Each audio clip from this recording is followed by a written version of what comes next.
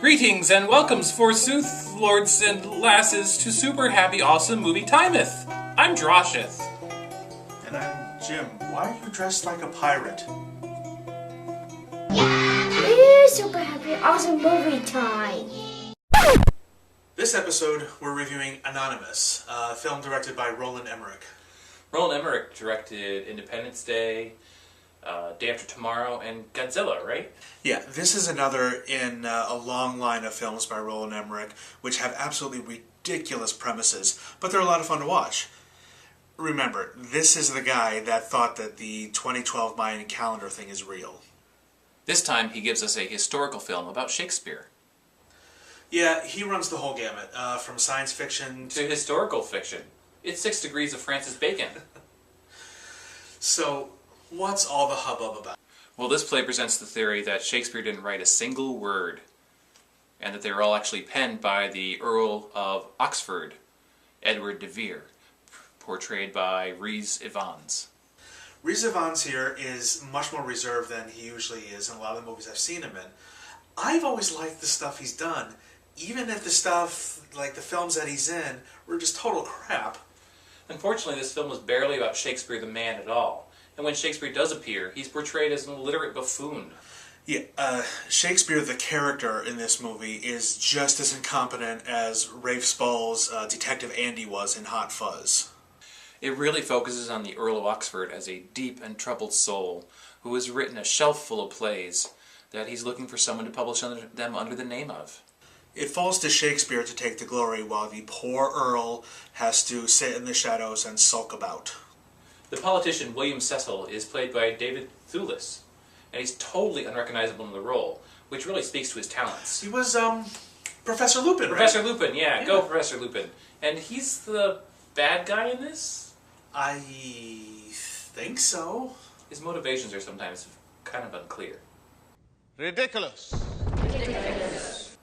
Okay, let's assume for a moment that the director and the screenwriter really don't believe what they wrote. Maybe this is just kind of an alternate history, sort of like Watchmen or every Disney princess movie ever made. But no, Sleeping Beauty is history. Ridiculous. I just had a really hard time believing that Derek Jacobi really believed what he was saying. I think the film uses the framing device of it being a play as a way of sort of hedging its bets against any critics, so that way, if anyone really raises a fuss, they can say, oh, it's just a play. There's a lot of jumping around in time, and while nonlinear storytelling is great, it did take me out of the moment several times, especially in the beginning of the film. You see, a lot of the actors are playing characters of different ages, and sometimes they're portrayed by different actors, and sometimes those actors don't always look like the same character. Or they look like someone else. True, but it didn't take me too long to figure out who is who, and when, and what. Still, I found it a little distracting. There's the moment where the audience is just swept up by the play. It's a very stirring moment. And it's stirring because it's the words. Shakespeare's words have always had that effect on people. And a fantastic job on the sets and costumes. I really love the scenes that take place at the Globe Theatre, and I especially loved seeing the portrayal of Shakespeare's plays there. The film tries to make a connection between the events that were happening in the Shakespearean canon and the Earl of Oxford's life. They did a little bit of weaving back and forth between the two storylines.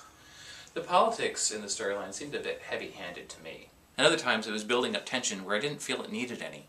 Other times it was dragging out and arranging matches. It should have been doing something more useful, like, trying to convince us that Shakespeare didn't write Shakespeare.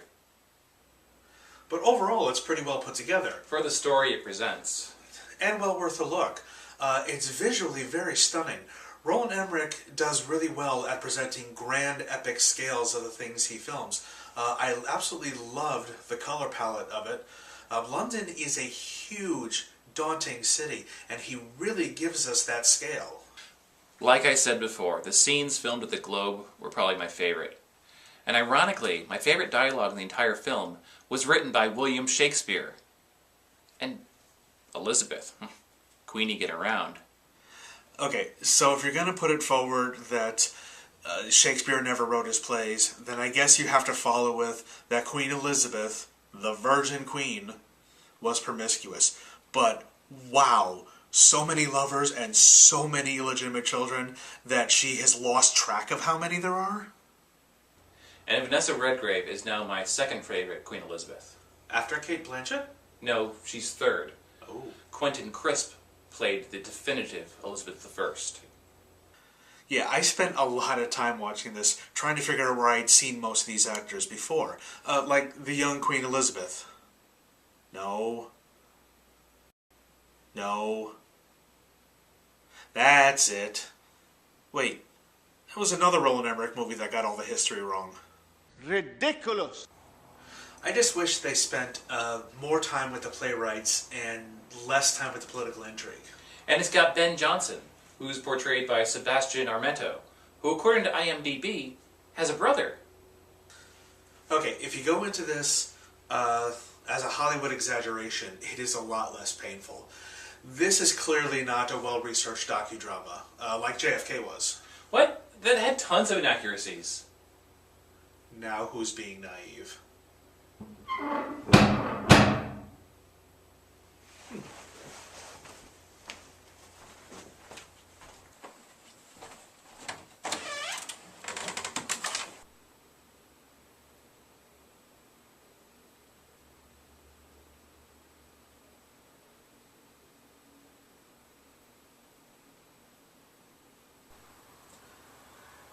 Hey Drosh, were we supposed to be occupied today?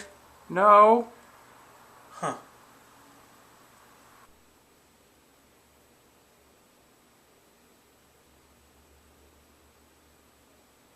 Hugo Weaving?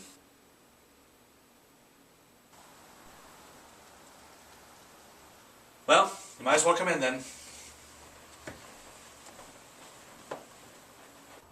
And while the film is perfectly good as a work of fiction, it did very little to convince me that Shakespeare didn't write Shakespeare. So we asked a friend, who is an actual Shakespearean scholar, to come in and join us.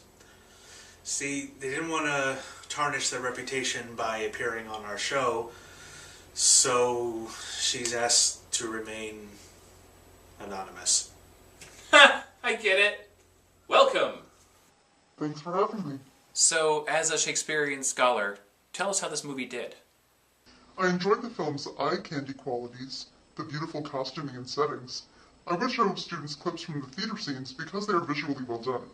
What I did not enjoy were the many historical inaccuracies, including the portrayal of the Earl of Oxford as the author of Shakespeare's plays. Your viewers can find many good lists of these inaccuracies online, so I would like to focus on the ones related to the question of authorship. So, what did you notice? In Derek Jacobi's opening speech, he states that William Shakespeare was the son of a glover. I'm too old for this shit. Not that kind of Glover. This implies that William would therefore not have been educated enough to write his plays. But actually, John Shakespeare was a politician as well.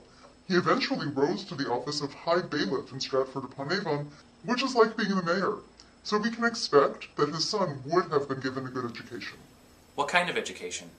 Derek Jacobi's speech mentions Shakespeare's grammar school education in a pejorative tone, but in reality an English Renaissance grammar school education meant that from a very young age, William Shakespeare would have spent many hours a day translating Latin into English, and then from English back into Latin. And the texts used in these exercises were the great works of classical rhetoric and poetry, by authors like Seneca, Virgil, and Ovid, exactly the sorts of things that show up later in Shakespeare's plays.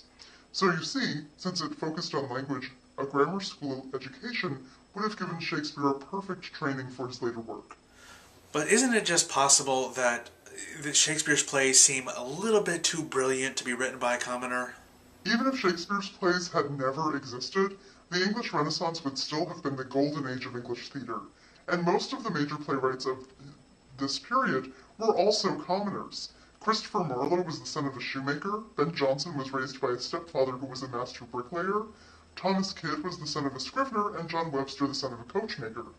So, saying that Shakespeare's plays had to have been written by a nobleman is saying that a member of the 99% couldn't possibly be very brilliant. Only a member of the top 1%, like the Earl of Oxford, could be smart enough to write Shakespeare's plays? That is just classism, pure and simple. But the plays cover such a wide territory.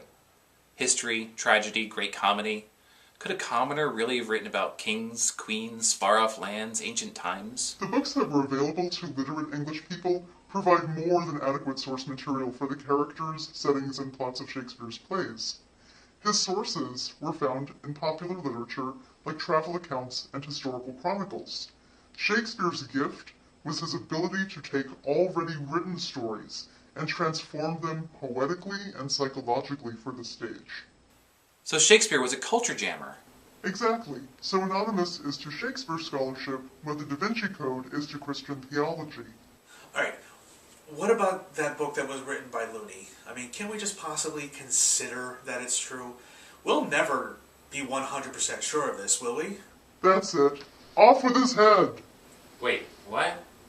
Guards, take away this heretic! Wait, I don't think this is legal. From this point on, no talking. Guards? When did we get When did we get guards? Why do you have a spatula?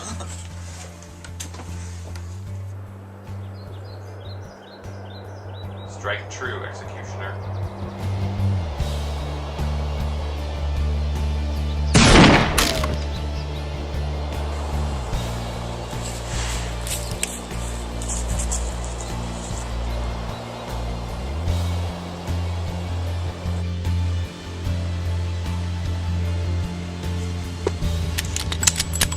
Not yet, guys. Not yet.